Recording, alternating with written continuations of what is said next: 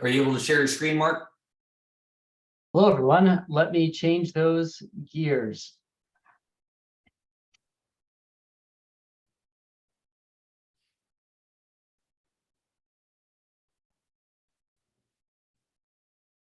Checking. How's that, everyone? We got you loud and clear.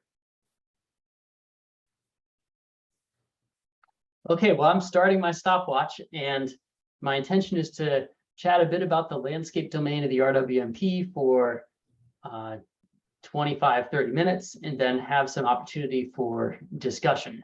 Really excited to hear about all the progress on the Fire Safe Council grants.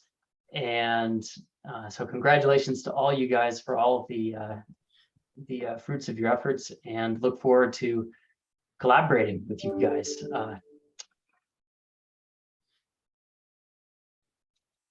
This is a fairly broad audience on this group, and there may be a mixture of awareness, experience with knowing what the Regional Wildfire Mitigation Program even is. So I figured first we'd start with some introductions about the holistic RWMP program.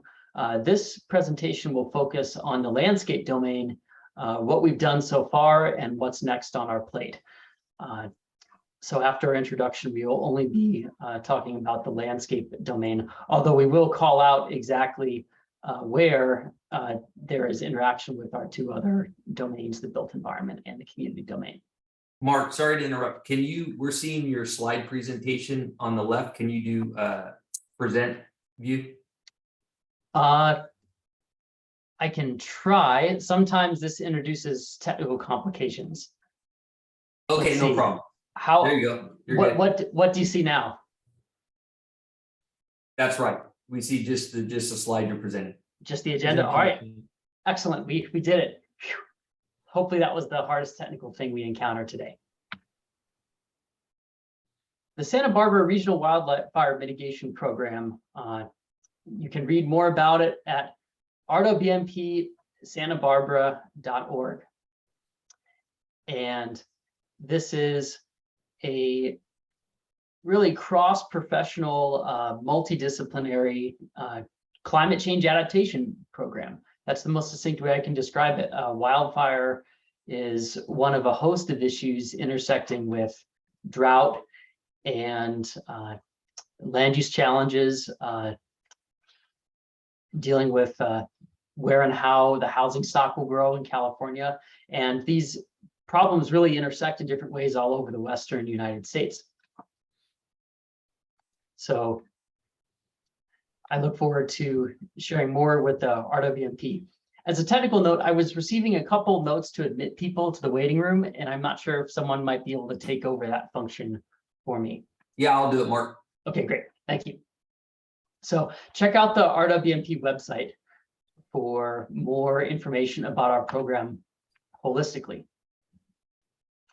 A bit of an introduction for how I'm coming to the project. I'm coming to the project as both an ecosystem scientist based at SIG-NAL, which is a geospatial sciences oriented firm that develops ecosystem conservation projects and monitoring tools under a natural assets framework. So that's thinking about ecosystems for their value for their inherent biodiversity and their environmental services and natural resource benefits altogether. And without getting too far into it, one can't mention SIG-NAL without mentioning Spatial Informatics Group, which is a firm with a 20+ year history of working on really complex regional to global scale geospatial and environmental monitoring tools. And Max Moritz is also part of SIG.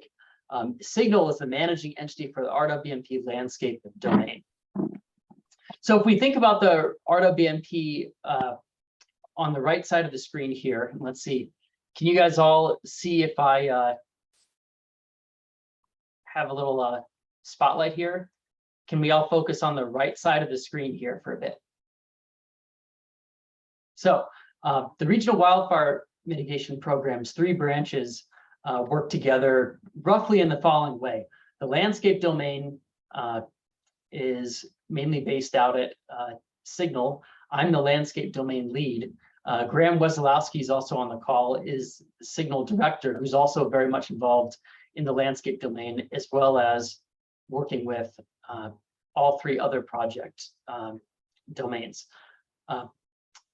The community domain, Anne-Marie Parkinson, who's on the call, she actually sits with the Fire Safe Council, and the community side of the RWMP works on signing communities up for FireWise and developing resources for folks to engage social networks, make plans at a community scale to have the social resources ready in the community infrastructure. A term we use in the academic world is social capital for this kind of thing. And then last, the built environment is actually, so Molly Maurer was mentioned in some of the conversation. The built environment is doing vulnerability assessments of infrastructure, and they are based out in Colorado, but have worked on wildfire hazard readiness for many years. So that's an overall view. That's an overall view of how the RWMP program works. And so it really has sort of limbs into many different organizations. I'm going to clear my screen annotation so I can move on here. I won't say too much about me, myself, except that I come to the wildfire hazard mitigation world from a broad ecosystem science and remote sensing perspective. So my background is actually in geosciences, ecology, and hydrology. I've mainly worked on post-wildfire erosion, vegetation recovery, and oak savanna vegetation fire behavior research since 2018. I got pulled into some work looking at the debris basins through the county after the debris flows in 2018. And since then, I've become very interested in engaging with wildfire-related research, and that being an issue in addition to drought that I care very much about for working on for climate change adaptation. One of the tools in my toolkit that I love using is remote sensing across satellite, airborne, and drone-based sensors. And among my professional motivations are multi-institutional collaborations like the one we're working on now, and broadening access to remote sensing resources.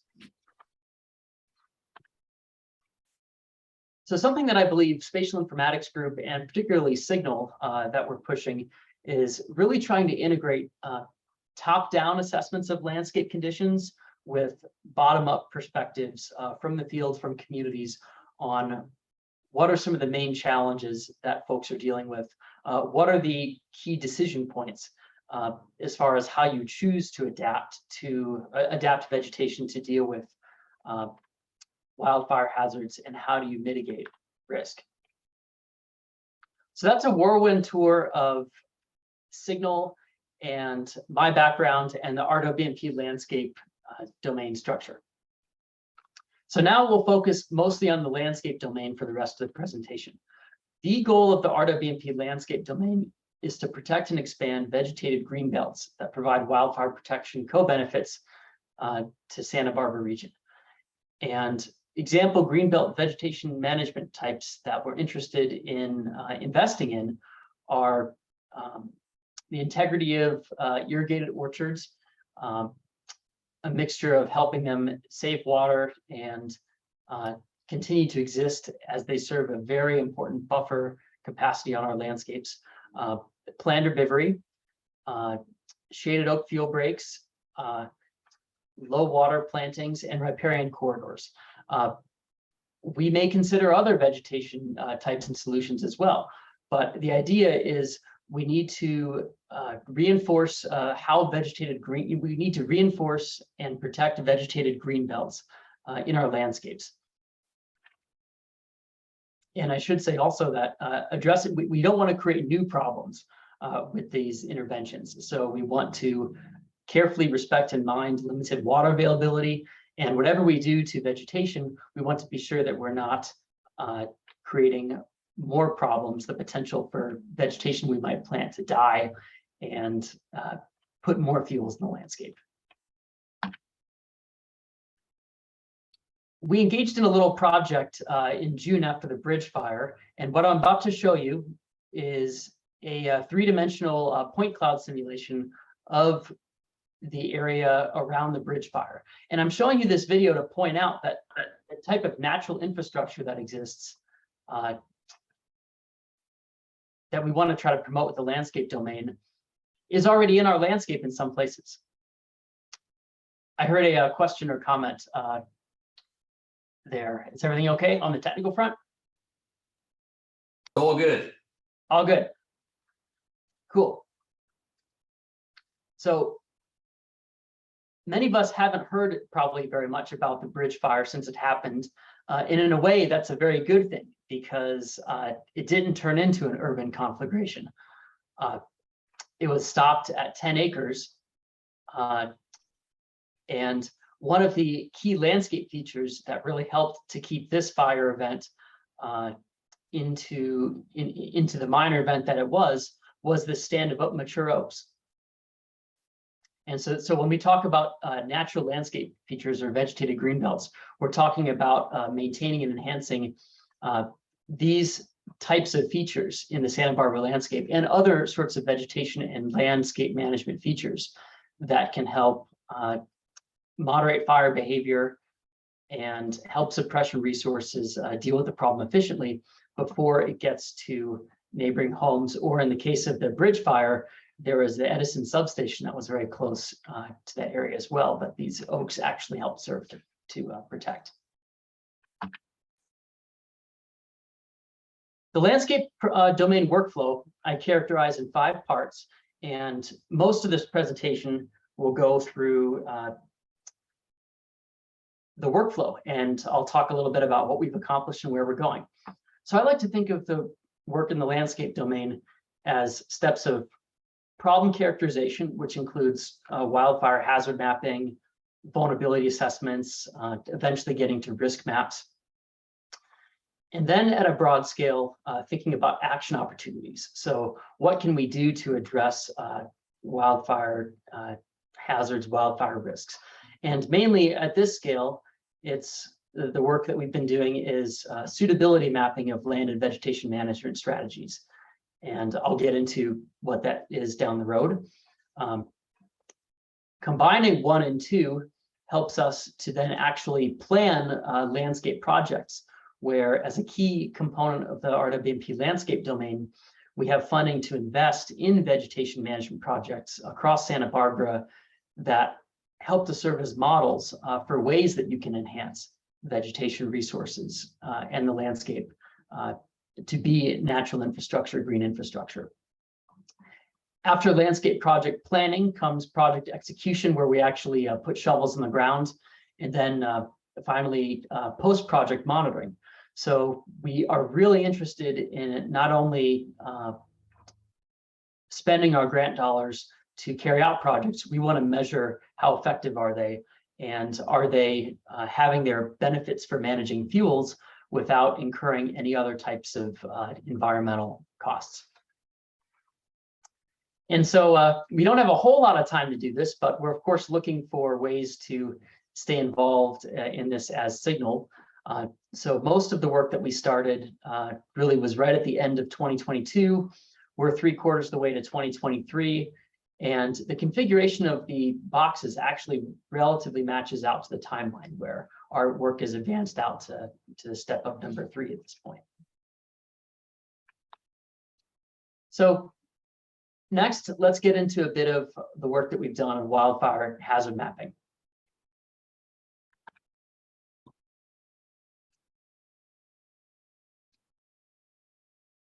Wildfire hazards, by hazard, as was alluded to in earlier conversation, we're really talking about the physical likelihood and severity of wildfire happening across this landscape. Such as in this photo is a stock photo from the US Forest Service in Seweb. This is the Whittier fire in 2017. I just think this was a remarkable photo. And one of the main status quo resources up to this point for understanding fire hazards were the CAL FIRE fire hazard severity zone maps, such as this map on the bottom of the screen. And it's relatively coarse. It does help somewhat to sort of set policy and partition resources for wildfire readiness, but it's a fairly coarse type of policy and management tool. And advances in climate science and remote sensing are providing new methods and data with which to study hazards and basically understand hazards with spatial detail, matching the scales at which communities can actually plan for adaptive land management.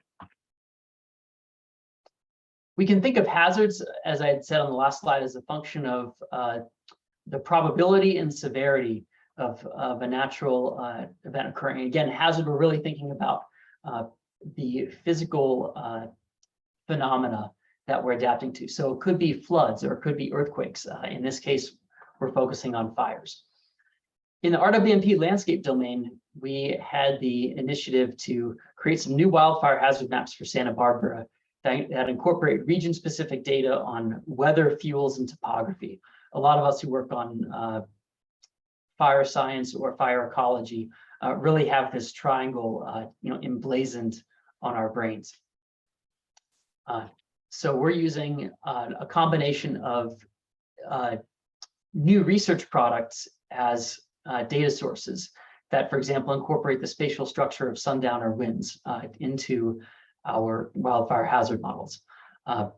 Ask me later, reach out to me about some of the actual nuts and bolts process. I won't get too much into that, except to provide a huge shout out to all of our collaborators on this component of the project, including Doctors Leila Carvalho, Charles Jones, and Gurjan Doyne from the CLIVAC lab, and collaborators at Spatial Informatics Group, David Schmidt and Carl Rudin. And I apologize if I've left anyone else out.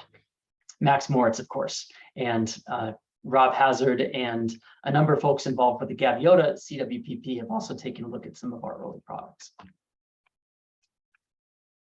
So if you remember what the CAL FIRE fire hazard severity zone map looks like, compare that to what a spatially explicit wildfire hazard map looks like.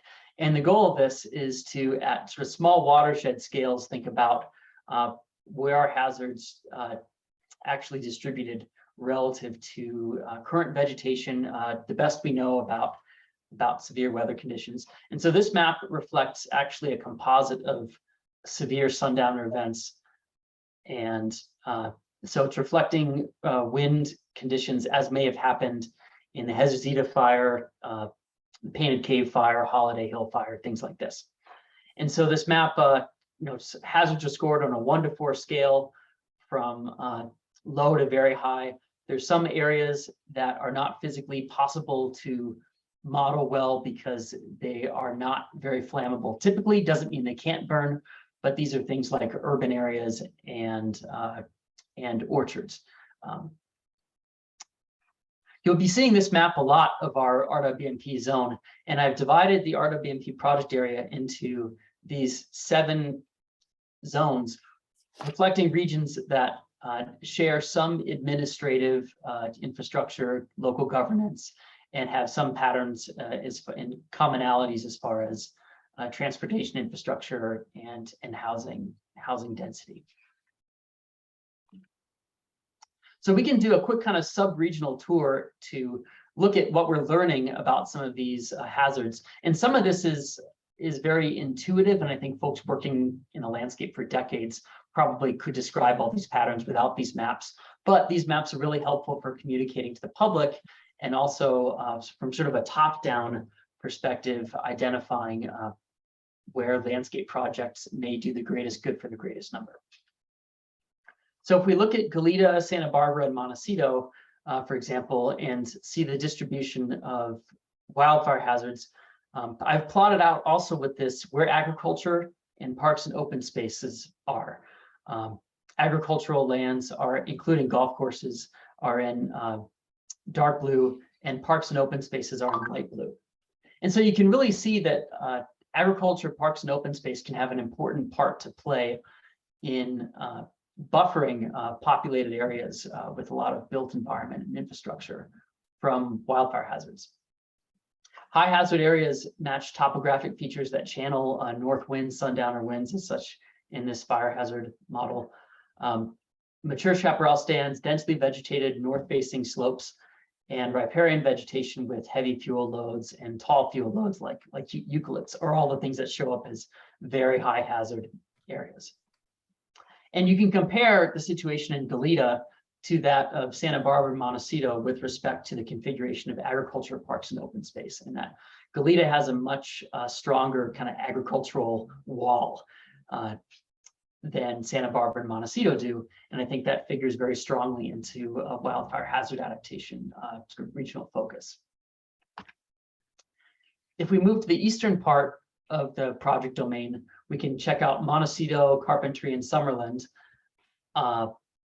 There are reduced fuel loads post-Thomas fire that sort of are moderating wildfire hazards currently, but in 10, 15, 20 years, as Rob said earlier, they'll be back. And you can see, of course, the effect of the agriculture in Carpentry and Summerland and that kind of spatial configuration, where Carp in Summerland almost fall a little bit more into the Goleta category as far as having sort of a robust land use mediated buffer. And you can see sort of looking across Montecito region that there isn't as much of that there. And then finally, the Gaviota Coast, you'll notice that if you check out the scale bar, and for those of you who are physically, environmentally inclined, the coordinate scale, we're talking about much larger areas to manage on the Gaviota Coast. And there are high hazard areas that really affect critical infrastructure like Highway 101 that really don't have easy backups. They're single points of failure. And so while the population density is low, the wildfire hazards are very high, and it's very easy for areas to get cut off. And so thinking about where wildfire hazards pose the greatest threats, we can kind of get into these equations and ways that we specifically conceptualize risk, hazard, and exposure.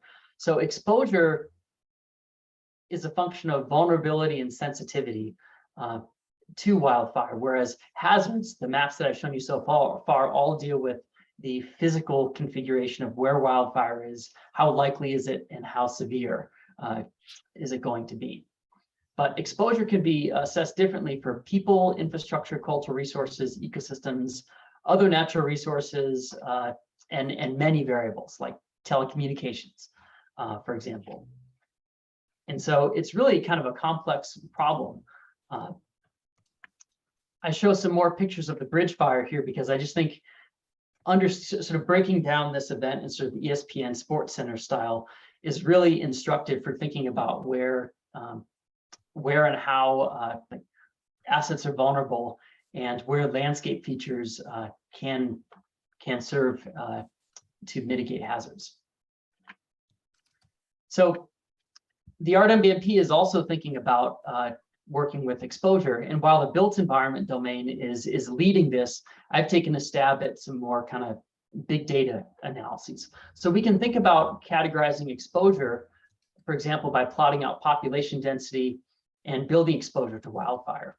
For those who are interested in digging more into existing data resources, since about 2 years ago, the U.S. Forest Service has put out some awesome resources in wildfire risk to communities. You can Google that and find these data sets already mapped online. I've pulled them down for the RWMP area so that I can juxtapose them directly with our hazard maps.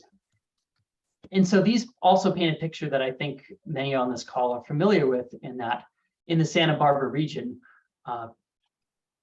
most of the population density is in the eastern portion of the South Coast, as is the building exposure. And for frame of reference, the mean population density across U.S. metropolitan statistical areas between 2010 and 2019 was about 250 persons per square mile.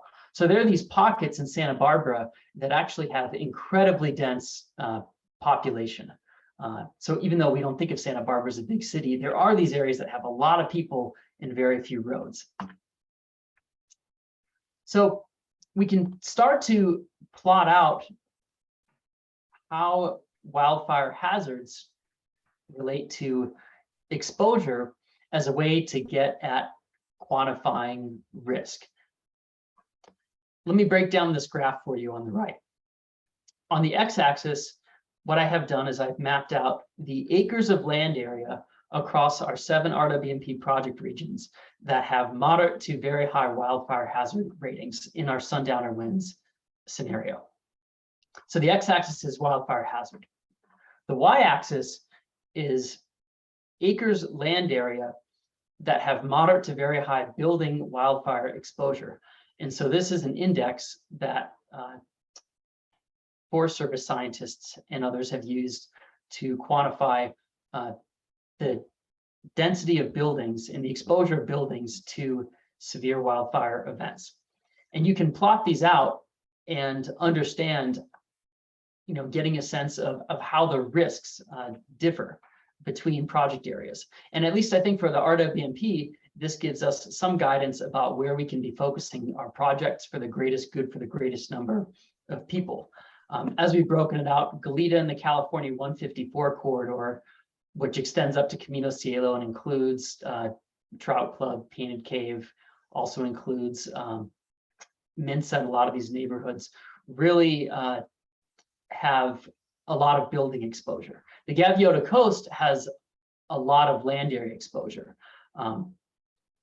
And so there's kind of a step between these acreages for where the problems involve a lot of people and communities and where they involve a lot of environmental resources and distributed infrastructure.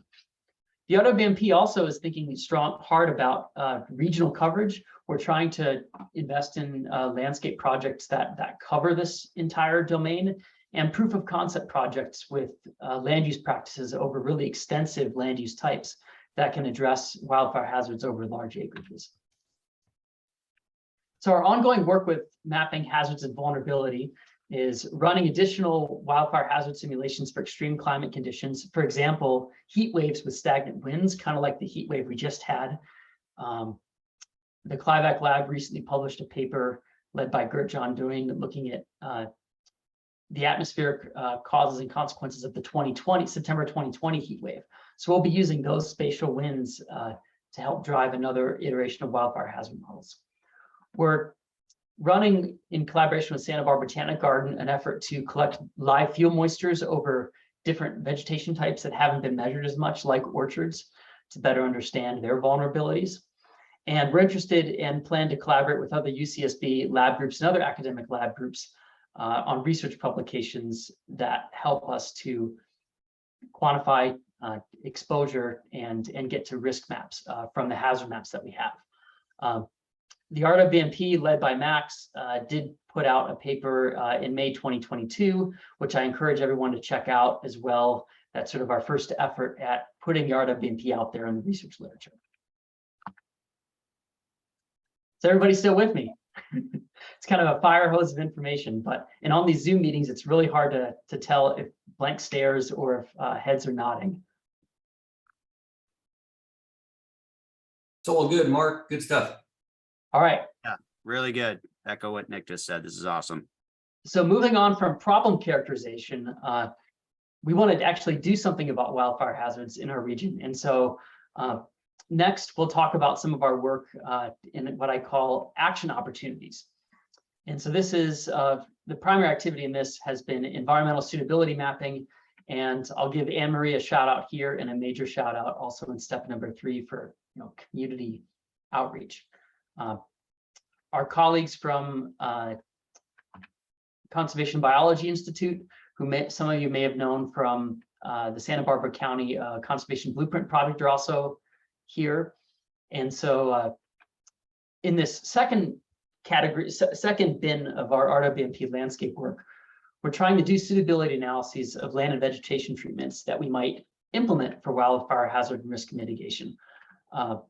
In August, Ted and Phil gave Graham, Anne Marie, and I a great tour of activity going on at Painted Cave, and I wanted to shout out the oak plantings that Ted had been working on. And basically what the RWMP landscape domain is trying to do is identify geographic regions best matched to land management for wildfire hazard and risk mitigation.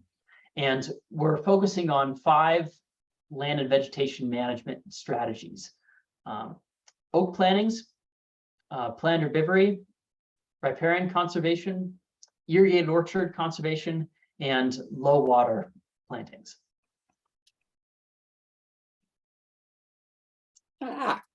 This is very detailed, and I'm not going to get too much into this diagram, but this is to show you what goes into a suitability map. We consider a variety of physical environmental conditions and actually policy variables, land use and existing vegetation types. And we also even include fire history into some of these models. What we come up with in the end is, a multicolored map, kind of like the wildfire hazard maps, except these maps map out estimates of where lands are more or less suitable for different wildfire mitigation land use strategies. And let me break down what's on this map for you here. In green, we have mapped out a draft of our oak suitability, focusing on the Goleta, Santa Barbara, and Western Montecito corridors. Yellow indicates lands that were mapped from sort of from our analysis as not suitable. And these are areas that are really steep, have low, low soil water and low indications of water availability from satellite remote sensing and topographic indices. And you kind of play down the scale from yellow to dark green for areas that are optimal. And again, for folks who've lived in the area a long time, this comes as no surprise. Areas that are wetter and more mesic with respect to their sun exposure tend to come out on top for areas that are suitable for oak plantings. I like to ride my bike. And so one thing I've been getting into is doing my long bike rides and taking my water breaks and taking photos to help ground truth some of our modeling that we're doing. This photo here was taken on for some of those who are cycling oriented near the turnoff of Gibraltar Road going up the hill, looking southeast across Montecito. And from where this photo point is, the geographic point of this photo, the point I'd like to make is as you look out over into sort of Montecito, in a perfect world 20, 30 years down the road, it would be awesome if a lot of the sort of eucalypts and regions that were blown out from debris flows eventually had more oaks in them. And so what this map suggests is that some of these like riparian corridors and sort of floodplain areas around are maybe good places to think about oak plantings. I'd also like to shout out the importance of mature oak stands, because those are the vegetation that's going to help protect from wildfire, just like the bridge fire did. And so thinking about resources to help keep mature oak stands healthy and also mitigate ladder fuels situations under there are really important. And one other last point I'll point to this is I have plotted out just a few select fire scars. If I put them all on the map, there'd be too many. But in brown, you can see the 2008 Gap Fire, the 2019 Cave Fire, and of course the Thomas Fire. And I plot these against the oak suitability maps to just make the qualitative observation that where the oaks will have power or seem to have power is they're sort of a frontline vegetation type around populated areas that can really help to modulate fire behavior, such as in the case of the bridge fire. I imagine there's going to be a lot of comments about this map. This is our planned herbivory suitability map. And also, this is still a draft, and you can see an example of an area that is mapped as moderate to high suitability. This is just off the Hedzuzita Trail, looking towards the northeast. And this crowd's very familiar with prescribed herbivory, so I'm not going to dwell on this too much. except to say that we really do have an opportunity with the RWMP to collaborate with the Fire Safe Council and help to contribute to some of the environmental monitoring questions, because ecological considerations must be minded carefully, and I believe they can and have been minded very carefully in many, many cases. And prescribed herbivories are really promising land use to deal with particularly large acreages. And I'd like to just kind of qualitatively call out two things. One is, remember when I pointed out the Gap Fire, Cave Fire, and Thomas Fire scars? And notice that as the fire history is closer in time, the Cave was 2019, the Thomas was 2017, and the Gap was 2008. You'll notice that the closer in time the fire was, the darker blue, or sort of the more suitable planned herbivory is coarsely. And this is something that we've tried to account for in our models, acknowledging that after fires come in many cases, invasive species management also becomes an environmental concern. And so prescribed herbivory can be a way to deal around critical areas with not only fine fuels reduction, where the shrub community is not so dense, but also dealing with invasive species as well. So ongoing work that we'll do with vegetation suitability mapping, minding our clock, is model peer review and model revisions by the end of 2022, research publications. Like the hazard maps, we will eventually make these maps publicly available online. And there's already interfaces that Conservation Biology Institute has set up where you can actually explore the inner workings of the model. It's called EANS Online. Our models are not ready for the public yet, but they will be hopefully by the end of the year. And the idea of this effort really is to build on things like the conservation blueprint, not to duplicate existing work, and just try to use these maps to help identify environmental suitability scores for landscape projects. Where I'm most excited about RWMP work is actually getting out into the landscape and working with people to actually make change, positive change in the landscape. And so in the project planning process where we are now, we are engaging in site visits, at the cusp of doing a design ideation and thinking about baseline environmental monitoring. So our goals with landscape project planning are to carry out projects for wildfire hazard mitigation with National Fish and Wildlife Coastal Resiliency Grant Fund, which Max and Rob and others were really instrumental in leading the granting that got the funding for the RWMP. And this came about after the Thomas Fire and debris flows. And we're interested in developing sustainable projects with interested parties in a collaborative granting process. So the RWMP, and this is a strong imprint from Graham Wesolowski's deep experience with the Land Trust, is we really want to make vegetation and landscape management projects investments that are going to be sustained, because there is ongoing maintenance after you initially put in these projects. Our granting process is collaborative in nature. It involves initial site visits, an iterative application process where the applicant leads the drafting, but we strongly facilitate, including sort of design ideation, like what vegetation could be planted or what types of changes are made. We'll approve the application once the draft is in concrete form, and then of course execute the project afterwards, and as much as we can engage in post-fire monitoring, which will lean heavily on collaborations with the Fire Safe Council and these other grants. Criteria that our applications consider for review is we can only fund projects on non-federal lands, so county, city, community, private. The site needs to be in moderate to high wildfire hazard severity zones. That's not too hard. Proposed sites needs to have environmental characteristics that are appropriate to a landscape project that we can support with key partners and contractors, and has scientific or practicable benefit for wildfire hazard behavior reduction, wildfire mitigation, wildfire behavior modulation.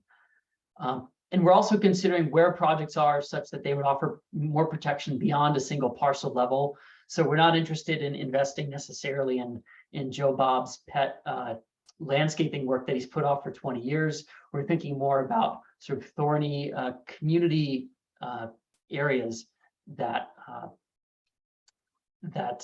need help. And again, I can't stress this enough, a strong community support element for the project, including evidence that a community is going to have volunteer hours and in some cases contribute matching funds to have a project cover enough area to be meaningful. And so here's my shout out to Anne Marie's work, is that there's a little bit of a baked in benefit for communities that are enrolling in Firewise. Anne Marie's been beating the pavement for a long, for many months now, signing communities up for Firewise programs. And communities that are involved with Firewise score a bit higher towards evidence of community support for their project in our proposal, because there is this volunteer component in Firewise, and working on these vegetation projects for the management and upkeep may be a way for some of that volunteer work to happen. Real quick, here's a map, our hazard map again, with prospective project sites plotted out in blue triangles. Basically, this means we've actually had boots on the ground in all these places, talked with landowners who've indicated interest, and we're in the process of following up with them. So for now, there are 13 proposed project sites. We've covered 6 of 7 RWMP project zones, and have represented 6 land use vegetation types, including residential community lands, conservation open spaces, orchards, grazing lands, oak woodland, and chaparral. One example of a project that we're planning in a way that we're working on design ideation with our partners, Watershed Progressive, is thinking about, for example, in orchards, where can orchard blocks be renovated to save water for helping with installation of native plant buffer strips. And so this is an example of an ideation that is ongoing, used with permission from all parties involved, where an orchard block in a high wildfire hazard area could be renovated to help actually save water and help provide water resources for a buffer defense. This picture here was taken right about at this point where my mouse cursor is, and shows actually an area where the gap fire burned and destroyed past orchard blocks. And the orchard's very concerned about additional wildfires in the future coming down and encroaching upon orchards. And if this pattern continues over decades, where the orchards that are the green buffer are getting chinks taken out of them, it'll only take 7 or 8 decades before the orchards basically become burned over. So a concept that the RWMP has is to consider how native vegetation and green buffers can be combined such that you have green armor, if you will. This could be avocados, it could be oaks, it could be low perennially green water plants. How could this be combined with native vegetation buffer zones that could be backfired safely as part of wildfire defense? And so Watershed Progressive and their talented GIS and agricultural engineering team, and eventually landscape architects, are our key partner for working with folks to actually generate the ideas for these projects. So for example, in these orchard blocks that we're talking about here, renovating an orchard block like this may cost about $46,000, yielding a water savings of about 1.2 acre feet per year in that region, which would be the amount of water it'd be estimated that could help support up to 3 acres of established wildfire buffer. And that green area that I showed is actually only about 1 acre total, so it's long and skinny. So the idea here again is that we don't want to be we want to be contributing to drought adaptation as well as wildfire prevention at the same time. Another example of a project that we've been engaging with is helping mountain communities assess chaparral and rugged areas to help plan out projects. And this also is a potential for baseline environmental monitoring. So this is San Marcos Trout Club, and a picture in 1990 of what it looked like compared to what it is now. 30 years after the Pan Cave fire, they've had a lot of chaparral regrowth and are concerned about vegetation management strategies to help keep their community safe. So a combination of satellite, and then this is another 3D drone point cloud product, helps to point out exactly where there are areas that have been managed over the last 30 years with different types of vegetation monitoring, and to help prioritize and actually make quantitative measurements of vegetation structure, vegetation density, to help communities identify efficiently and safely where could be some areas that they might focus on for future projects. And so this is work that I'm doing and leading with the landscape domain to help efficiently chart out where and how these landscape projects will happen, and repeating these types of measurements after projects have been done to assess their efficacy. And so beyond just a pretty picture, we can actually quantify the percent land areas covered by vegetation of different conditions. And for example, around Trout Club, we can clearly identify where ladder fuels have a higher percent cover, and where might be areas that they could prioritize future projects.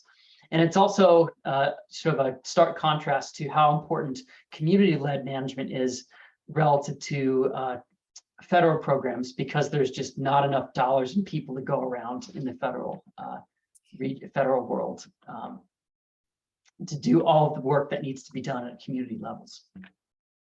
So ongoing project planning work here is we continue to solicit landscape project applications. We'll be working on site scale mapping and baseline assessments and sort of design ideation as people commit to working on projects, and collaboration with the Santa Barbara Botanic Garden for thinking about native vegetation resources that can be used such that these buffer strips represent steps towards ecological conservation and restoration. So the garden is helping with acorn and native seed collection and refining lists of recommended vegetation for mixed green buffers. Our next steps involve getting towards project execution in 2023, about the same timeframe that Rob indicates grazing may start, as well as continuing to build on the past work and putting out publications, learning what we're finding and documenting what needs to be done next. So really, in terms of combining top-down and bottom-up insight,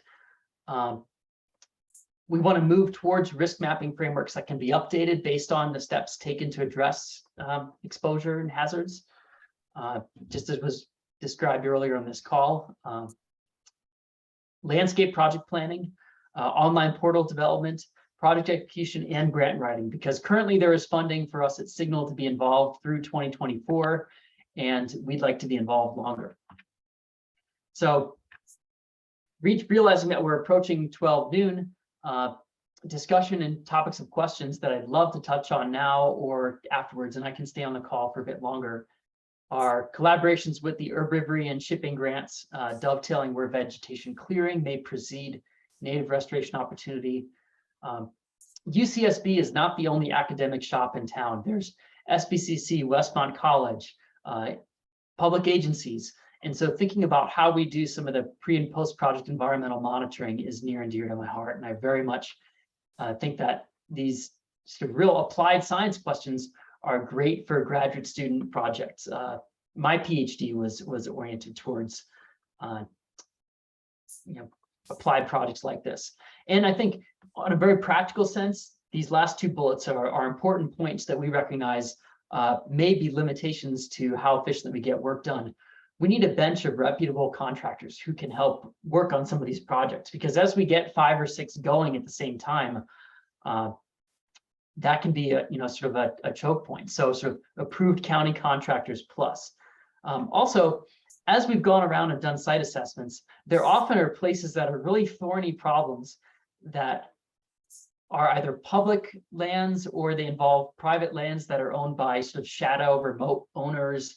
And they're really just thorny problems that are places where the next big wildfire might happen. And so I'm thinking Farron Road, for example, and you drive up there and you see that there's a lot of trash and clearly evidence that folks are hanging out there, and sort of a lot of fuels that are potentially ready to contribute to a severe wildfire, and they're not that far away from communities. They're right on the wildland urban interface. So I think how we address these kinds of areas is a real thorny question. On the landscape domain question, we really have our ear towards working on projects that there's going to be community buy-in and support, and that objection at the 11th hour won't slow down. So we have to be mindful of that concern as we consider our investments, but acknowledging that there are many areas around the county with thorny problems that are sort of all hands on deck. So thanks to all those who I didn't mention by name, Rob, Nick, Nave, and folks who've done our initial site visits have been really instrumental for us thinking about our landscape domain project. So thanks for your attention, and I'm happy to entertain questions as long as folks have the time to do so. Thank you, Mark. Amazing work you're doing, and good job. Any questions for Mark? Yeah, something that would be really helpful at the community level is community level maps with, you know, vegetation and potential projects and stuff. Is that the kind of support that your domain is gonna lend Anne Marie, hopefully sooner instead of later? Yes, we may not be able to achieve 100% coverage over sprawling areas, but helping to do high resolution mapping where communities want it for project planning is a priority. Yeah, that people love maps, and it's really helpful. You get a room full of people, you can point exactly what we're talking about. So I'd strongly encourage that. Cool. Yeah, and Good just question. this is a good example. When we were discussing CWPPs and PDFs that sit on a shelf, and all the work that goes into those, and then thinking about the RWMP, how it can at some point transition our fire mitigation transitions to that program. This is a perfect example, because these maps are incredible, but they really wouldn't be done justice if they were just a 8.5 by 11 page in a document. So yeah, the oak tree mapping was unreal, and just seeing how the fires were overlapped on it, and you can definitely see that the live oak habitat slows fires down. We know that intuitively as wildland firefighters, but to see it plotted this way, I don't think I've ever seen that before. Seen hazard mapping and all that kind of stuff, but I haven't seen it specific to live oak habitat. So that was really cool. Dave has a question, Mark, in the chat. Let me pull up the chat. Yeah, sorry about that, Mark. I can just ask it over. I was Sure. giving you and Max a chance to type in there while other folks had questions, just because we get so much time with you guys. I was just curious, just looking at some of those maps, like Robbie was mentioning, how where the suitability part comes into play, like how that data is accounted for in not just the oak mapping, but the grazing maps as well. So I could reshare my screen and also actually help to call out, if he's still on the call, John Gallo. Let me reshare my screen, if I can. Let's see. Share screen.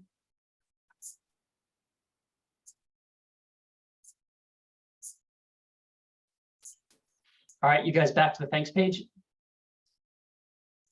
Yeah, we got your screen there, Mark. Okay, great. Hang on.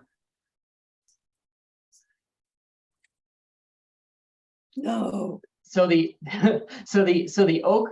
So this is actually a screen capture for how the oak model is created, and we don't have time to go into all the details, but the sense here is that I want to convey is that we're considering biophysical variables that relate to water availability, slope, habitat adjacency effects, and places that are basically land cover types that are open or currently support oaks. So mainly those 4 variables are what is informing oak planting suitability. And so some things that I know we need to work on in this model include probably a stronger elevation mask or sort of a negative effect of elevation, because right now one way this is working is it's heavily favoring riparian corridors in the areas around it because that's where you have higher soil moisture. However, dealing with that at slightly higher, so the map I think is very good for informing oak planting up to about 1,000 feet or so, but drainage shapes are probably being weighted too high because like towards Camino Cielo is not really, probably moderate suitability for oak planting. So these models are still in development, but I think they do offer fairly useful sort of mapping, especially around the wildland urban interface. Mark, I got a question for you. As far as the oak woodlands, is there any difference or differential, or will there be as far as being grazed versus not being grazed under the oak woodlands? That's a really interesting question. And I'm gonna, if John, just come interrupt me because I don't have an ability to see your chat amongst the many people who are on the call. Yeah, I'm here. All right, great. You have to chime in at any point in time. Cool. Well, so one limitation broadly of geospatial mapping is you need to have geospatial data on a variable in order to include it in a model. And so including areas that are actively grazed would require not just a map of, say, rangelands, but areas that, more years than not are actually grazed as a weight. And so whether oak woodlands are grazed or not is not a variable in the model right now because we don't really have spatial data on that per se. I'll bounce to John for his thoughts on that. Okay, yeah. So it seems like the last question from Maeve, as well as this one, also is touching on the prescribed herbivory aspect. Did I get that right? No, Actually, it could we also need to be cattle grazing. I can help you with that because I know areas that are grazed on the south coast that aren't. So I could help you interject that. But yeah, I'm just curious if you're going to try to determine the difference, fire behavior and risk analysis between grazed and ungrazed, either be herbivory or ongoing cattle. Mm-hmm. Yeah, so I'll move to the prescribed herbivory now, too. there's a couple aspects to that. One is getting a great map of all the areas that have been grazed either with cattle or prescribed herbivory would be fantastic, but that was beyond the scope of this analysis. But it's just a wish, and if anybody wants to collaborate on maybe a grant proposal to get that mapped or something like that, I'd be happy to. And then once we have those data, then we could put those data both into, I would assume that those could go into the fire risk mapping and modeling, as well as the suitability mapping and modeling. It could be used in both directions, because when it comes to suitability mapping and modeling, a great point that came up in January when we were presenting the regional priority project on suitability mapping is that areas that were grazed by cattle on the Gaviota coast, within the last several years, especially, are a really suitable place to put some, prescribed herbivory on now while the vegetation is low. And so that would be something that could go into those suitability maps. What it takes to actually include variables like that in the model is a fair amount of time, as John's describing. So Paul, that would be, and I bounced over here to just the wildfire hazard map, and my point in doing so is just to show our whole project area. It would involve getting people down and actually drawing out reasonably accurate polygons or picking out parcels where grazing is actually active across this whole region. What you need is a map or a mask that shows areas that would be grazed and what creatures are grazing them. So it cannot be done by just sitting at a desk and kind of describing, oh, it's about between these roads some of the years. No, and in order to include it in these models, you really do need precise polygon drawing. I spent, for example, even just with doing this for Trout Club, I invited Rocky Siegel to my office, and we spent about 2 hours to sort of have him precisely actually draw it on screen himself, some of these areas. And so that was just for a small area like Trout Club. So it's definitely an intensive activity, but well within the realm of possibility.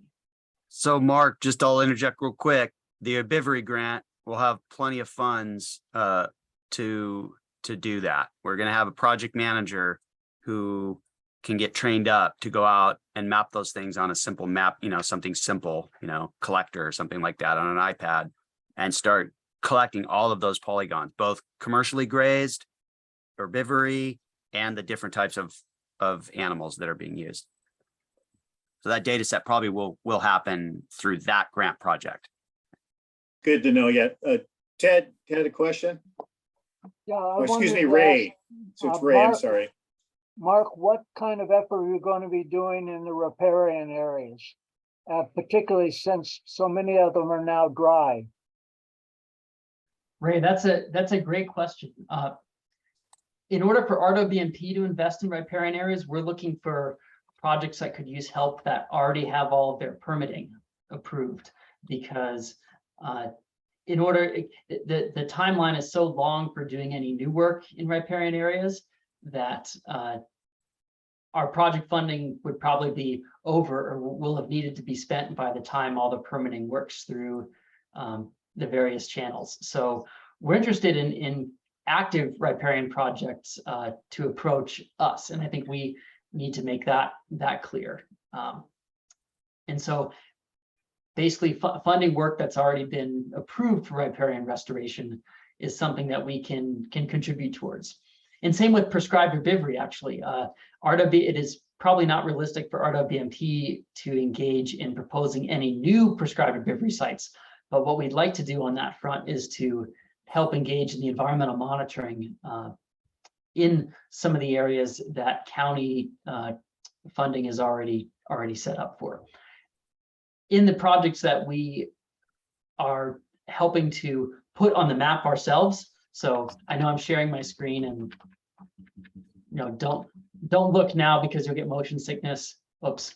And the lag and latency effects here. So getting back to our project planning, where RWBMP is putting new triangles on the map ourselves, I think is really going to be concentrated in the oak plantings and the sort of orchard buffers and low water plantations, that kind of thing.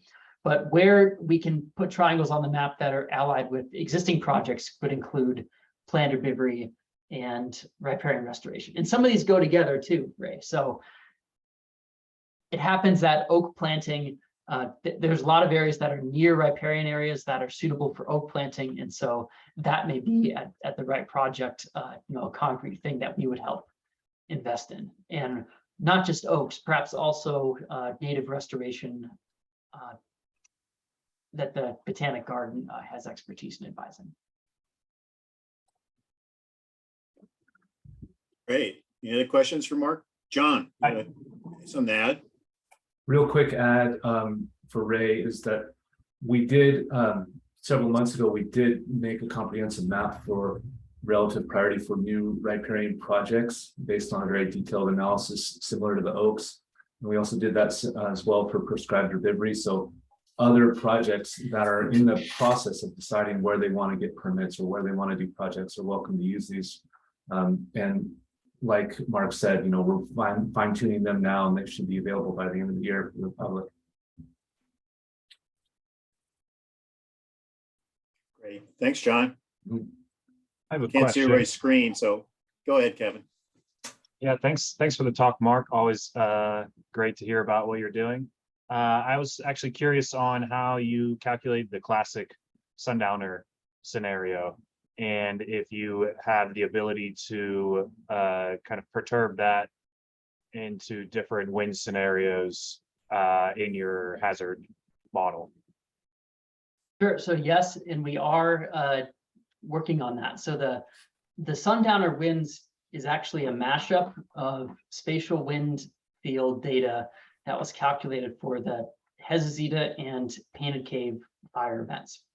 And so the actual winds that are put into the fire behavior models are, at 1 kilometer scale pixels, the best estimate for what the most severe wind velocities were and directions, orientations. And so going forward, the next simulation we're working on is a fire hazard map that has the winds that were present during the hottest temperatures in the September 2020 heat wave event. And so what we'll do for that model is sub out the extreme sundowner wind fields and directions, or wind velocities and wind directions, with that equal data for the September 2020 heat wave event.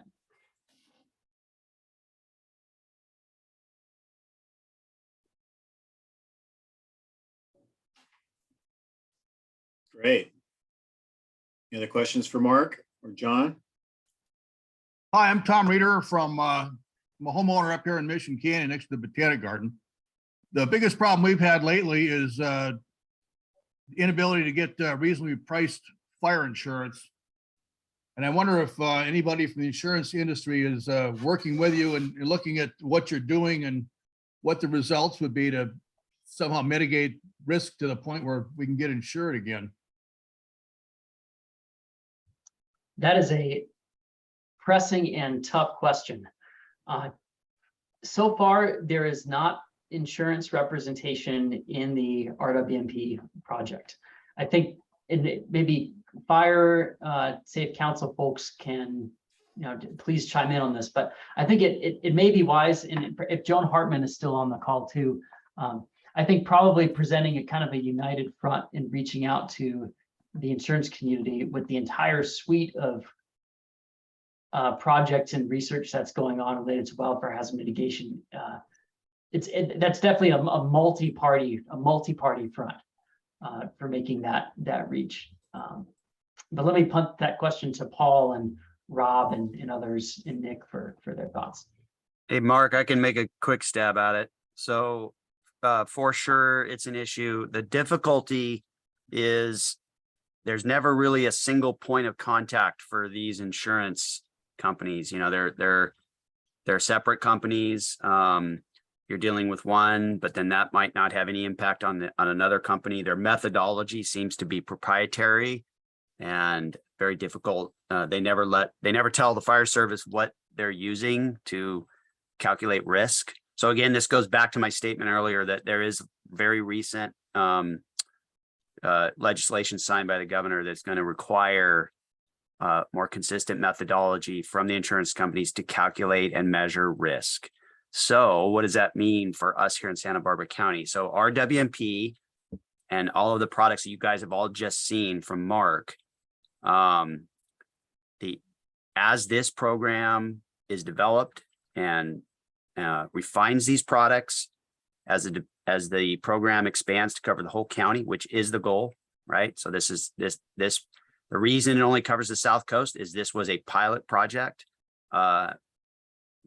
never done before to this scale. And we had to pick a geographic area that we had the capacity to do this kind of work on within the funding that the grant provided. And also randomly, well, not randomly, but in reality, it's probably the highest fire risk area of the county, I would argue. There are some areas in North County that are close to this level of fire risk, for example, Tepiscay. So when this expands to the whole county and these products that you're looking at are finally developed and proofed and the bugs worked out, I think we do have an opportunity to sort of force the issue within our county.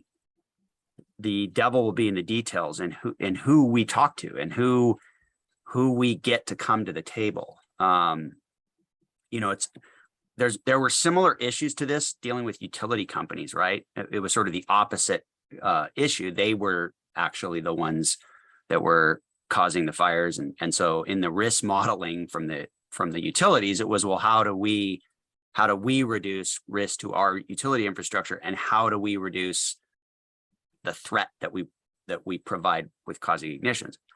In that case, there's only a few investor-owned utilities in the state, and so there wasn't a huge group that the state had to deal with.